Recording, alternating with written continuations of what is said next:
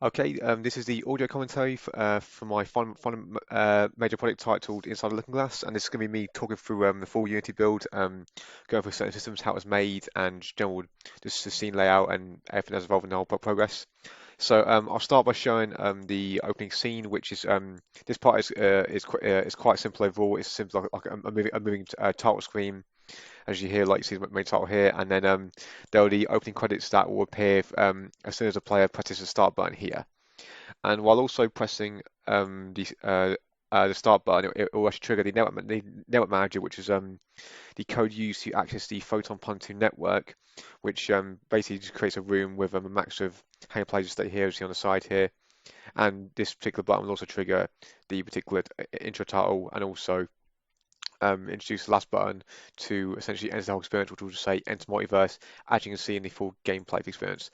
The scene simply has an XR player that is stationary, it cannot move, and the right hand contains a line render which allows the player to select the buttons and point to the next scene.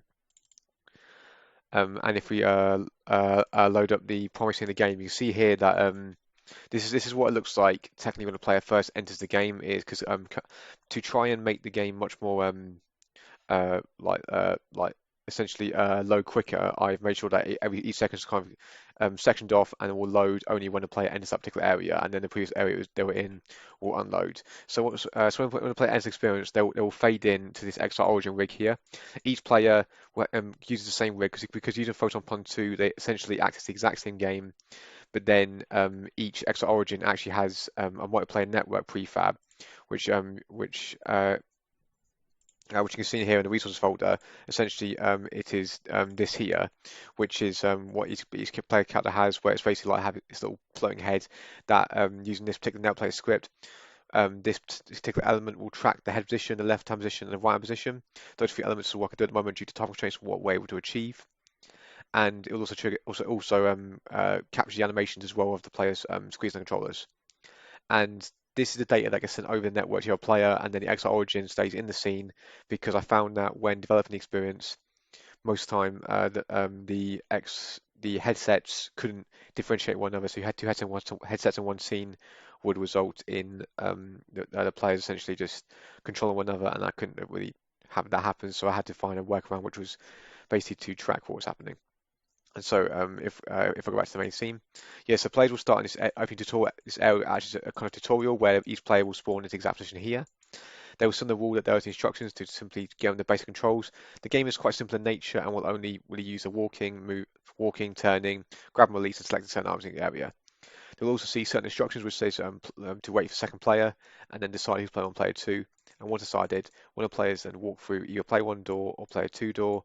They will then be teleported to the starting area of the experience. And as an added element, orange and green were used to differentiate each environment a lot more because each environment kind of has these colors dotted out, just a social differentiation in the environments. And so once the player goes through those doors, it will then load the environment up. For the purpose of this, I'll load up all the environments in one go to show the full path when normally it would load in, load out certain areas of it only when triggered on certain points. So as you can see here, this is the full map of the experience, which is laid out in this way with each player's linear paths displayed like this, and it looks quite complicated, but when a player goes through it in the gameplay video, which you'll see in the submission folder, you'll see that it looks very linear to them, but on the outside it's rather complicated in certain areas. So if we show the inside the hotel lobby, I'll start in this area. And this is quite simple in nature. Most of it is static with just simple decorations. This element here is animated to have like a moving effect of like the shader showing the sky, because the whole skybox is actually an animated kind of marble effect, as you can see here, moving slightly in the animation now. To give the effect of like they're inside the glassed area and this is the multiverse crashing around them, and then this area is the only place that is being affected, and so on, like in the story script. And as you see also earlier, the orange and the green has been used to differentiate the two players. The one area in this particular one aspect of this particular area they can see each other is through this sort of faded mirage here, whereas on these opposite sides there was a camera pointed directly at the player so they can see themselves in the scene. And these blocks move the animators around and so on. And yeah, so the players will also be able to navigate through this environment and grab certain objects as well. There aren't too much interaction due to time constraints again, but I tried to add in as much as possible. And yeah, and then the stairs here have teleporters in front of each bit and at the top, which when they go here, it will essentially teleport them up to the top of the stairs, because when I initially had it, they were walking up the stairs, up and down the stairs normally, which then caused a few issues, and it wasn't ideal. So you can see here on the gizmos. Yeah, so that once they trigger enter this path, they'll teleport there, and vice versa go down to make it quite seamless. Which I understand some people might find it a bit jarring at first, but it is what it is overall, what I could achieve in the time we had. And over here, there's a simple elevator button that when the players press this and put a hand through it, it will turn different color. I then play a sound effect and play a dialogue showing that the elevator is broken and they can continue forward. And this text here is just here as an extra guidance to show the player through it. Yeah, and so on. These here as well, these glasses, it's one little element that's fused later. I thought I'd do it now, the player was curious, which is where if the player picks up this particular glass, again using a script that's linked to it, um, if they pick it up, it will mirror object you see here, it will mirror the parallel objects that is across the room, based on a singular mirror point that is located in the middle area here, which you can see like here, and then when they pick it up, it will basically copy and move this one. And so after they can see around certain areas and stuff like that, when the player presses the button and plays a dialogue, these will open up, allow the player to progress forward. And everything you've seen here works the exact same way on the opposite on the second player's side. And you'll see again, just quickly showing some slight visual differences. Initially, I wanted to do much greater differences in the environment, but again, to do time constraints, walk through achieving time. Just some minor changes such as colours. You can see here, like the wood's a bit different on the concierge, plants and chairs, all slightly different colours, just to have some continuity. I mean, different changes in the environment. So when the player goes through there, they'll go for the store, which when they enter, will play a sound effect, and then we'll load up the next step, which is the Hall of Mirrors. This one is quite simple overall, which the basically is able to see each other through these transparent planes. We can see each other on either side, and when the players go through, they can pull these levers, which simple have like have a labeled box collider, and it says like tag layer player 1. So when they pull it down, it will hit a collider that's placed here, and then open the door and have the synchronization using counter, which will allow them to progress forward into the next part of the experience. I'll explain how player 2 path works later. So once they're both done that, they'll then go through here, which is a little intermission area, and then move forward again through to the alleyway. The alleyway is done quite differently. I mean, quite the most unique part of the experience because it is actually done from a top-down perspective rather than just horizontal, using vertical perspectives.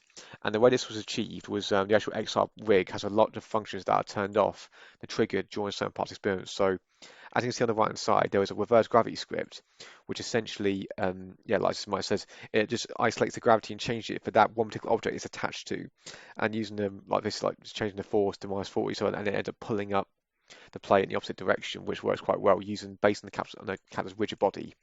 And on top of that, when the player crosses a certain collider through to a certain area to be put in the upside down way, it will then rotate put the rotation at like -180, which then flips them down completely, allow them to see themselves upside down in that perspective, no problem, and they see each other through either side in these puddles. There's been some issues with the puddles actually, because using them sometimes some of the textures don't load in fully when you see them fine now, but sometimes they load in and out, as you can see here. But unfortunately, it just is what it is at the moment, and that's what I was able to achieve in the time.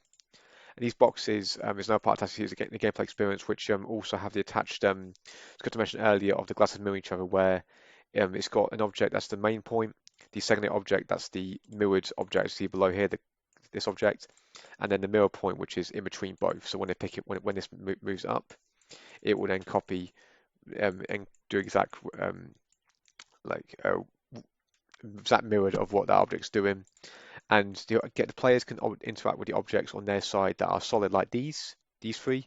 However, the clear ones they cannot interact with, and they're only manipulated by the mirrored object on the other side. And when the players see each other and help each other find the key which is inside one of these objects, they can place the key into this gate door here, and it will then open up cause animation, open the door, and they can progress through further and continue. And then once the players get to a certain point, they'll hit a collider here, and then this door will open, make a sound effect to trigger where they're going, and they'll go through here and then find the elevator.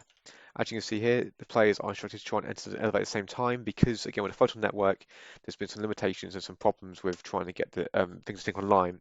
So using some sort of tricks and ways around it, trying to make sure that the players can do it in their own way as well. To align the other player, but also some tricks to make sure that their own game works fully without even the connection is unstable. So when the players enter here, they'll trigger a collider, trigger some dialogue, play an animation of the lights we'll see in the gameplay capture, will go up and down here. and then I'll start flicking, and they're encouraged to go through here. And then these fuse boxes on either side are both mirrored. When they open it, they'll have a tool here, which then can interact with here and be turned on, and then they can see they've got a fuse here to remove, which they pull out, and then there'll be an object there to highlight where this new fuse is supposed to go.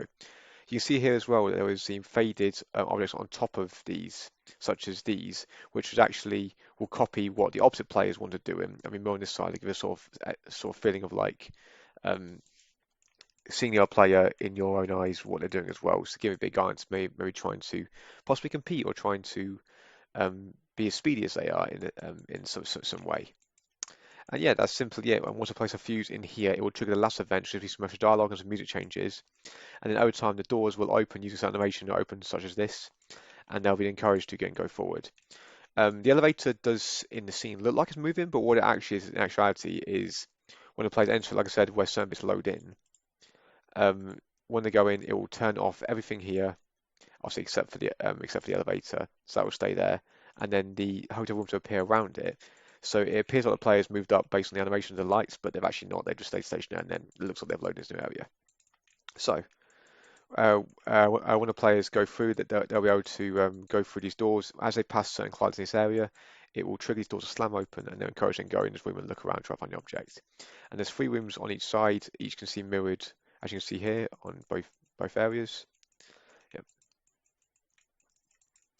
Yeah, and then so on, when they go through, oh, there's also another mirror reflection here where they can see themselves, another little element like in the lobby.